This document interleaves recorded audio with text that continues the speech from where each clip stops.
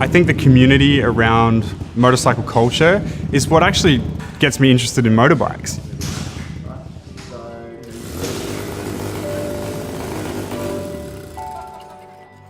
I think that's the whole reason that Kustom Kommune exists. I guess I kind of started it just as a hobby. Now, 6 years later, we've got nearly 1,000 members and it's just turned into this whole new beast. We offer all the tools and facilities and helping hands that people need to either get started on a project or actually learn how to work on their motorcycle. The idea is that you could come here and pretty much do anything you want to do to your bike. If you just want to do some basic servicing, if you want to build a new subframe, we've got everything here that can facilitate that. And if you just want to learn, if you don't even have a motorcycle, but you're thinking about getting a motorcycle, we can get you in and you can work on one of our shop bikes. Kustom Kommune is a big garage of a big group of misfits, I guess.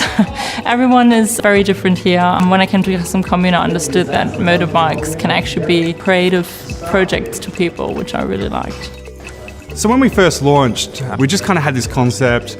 We had a bit of a plan on paper going, you know, if we get this many members and they do this, we'll make enough to cover our rent and expenses and hopefully pay ourselves a wage. We decided that we'd launch a possible crowdfunding campaign to help us sort of reach a bigger network, not only as a funding round, but to sort of market the product and what we're doing.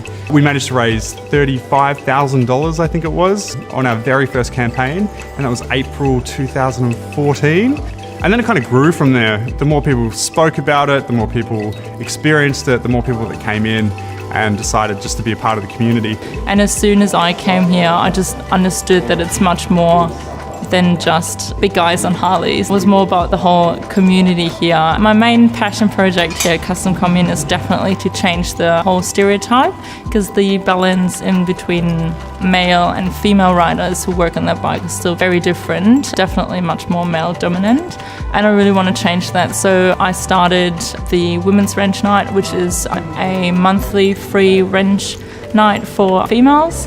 So the girls can just come in and work on their bikes for free and we show them how to do it, and I guess that just makes it a bit easier for the female riders to come in because they know there's going to be lots more girls in here. A lot of our members are looking for their tribe as well, and that's one thing that I'm really passionate about. It's moments when I'm sitting around here on a Friday night and there's 20 members all just hanging out, having a beer and ordering a big family dinner to eat together. Like, it's moments like that I go, it's just all worthwhile, you know? I love it, that sense of community that you can get out of spaces like these.